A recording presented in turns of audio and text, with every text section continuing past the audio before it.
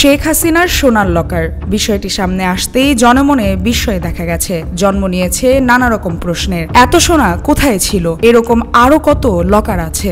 মঙ্গলবার অগ্রণী ব্যাংকে থাকা শেখ হাসিনার দুটি লকার খোলার পর খোদ কর্মকর্তারাই চক্ষু চড়ক গাছ হওয়ার উপক্রম। রিক্ত আমি নিঃস্বামী, দেবার কিছু নাই, আছে শুধু ভালোবাসা, দিয়ে গেলাম তাই। ক্ষমতাচ্যুত প্রধানমন্ত্রী শেখ হাসিনার দুটি লকার থেকে ৮৩২ ভরি সোনার গয়না পাওয়া গেছে। অগ্রণী ব্যাংকে থাকা ওই লকার দুটি জব্দ করা হয়েছিল। আদালতের অনুমতি নিয়ে মঙ্গলবার একটি ম্যাজিস্ট্রেটের উপস্থিতিতে লকার দুটি খোলা হয়।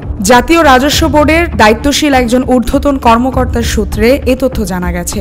সূত্র জানায়, লকার খোলার সময় এনবিআরের কেন্দ্রীয় গোয়েন্দা সেলের পাশাপাশি দুর্নীতি দমন কমিশন, বাংলাদেশ ব্যাংক সহ সংশ্লিষ্ট কর্মকর্তারা উপস্থিত ছিলেন।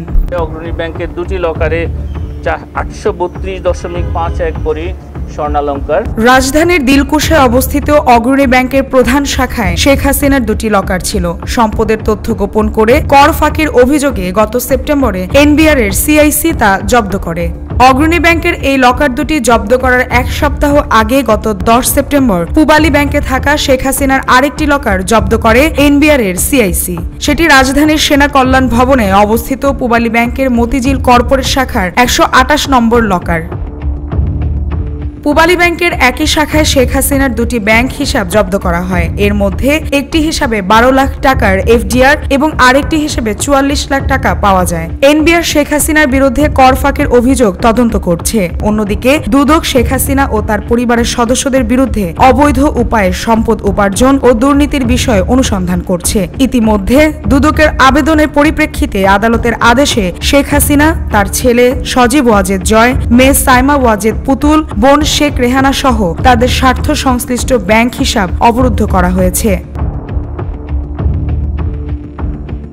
জুলাই গণ অভ্যুত্থানের সময় সংগঠিত মানবতা বিরোধী অপরাধের দায়ে শেখ হাসিনাকে 17 নভেম্বর মৃত্যুদণ্ড দেন আন্তর্জাতিক অপরাধ ট্রাইব্যুনাল। একই আদালত তার সম্পদ বাজেয়াপ্ত করারও আদেশ দিয়েছেন। গত বছরের 5 আগস্ট ছাত্র জনতার অভ্যুত্থানে আওয়ামী লীগ সরকারের পতন হয়। তৎকালীন প্রধানমন্ত্রী শেখ হাসিনা সেদিনই পালিয়ে ভারতে যান। এরপর অন্তর্বর্তী সরকার শেখ হাসিনা ও তার পরিবারের সদস্যদের কর ফাঁকি ও দুর্নীতির তদন্তে নামেন।